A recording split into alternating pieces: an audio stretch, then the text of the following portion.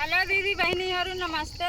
और एक लगवही गीत गावे चलते ही आप सब पसंद करें जरूर से जरूर। छोट के गुजरिया गजब निकला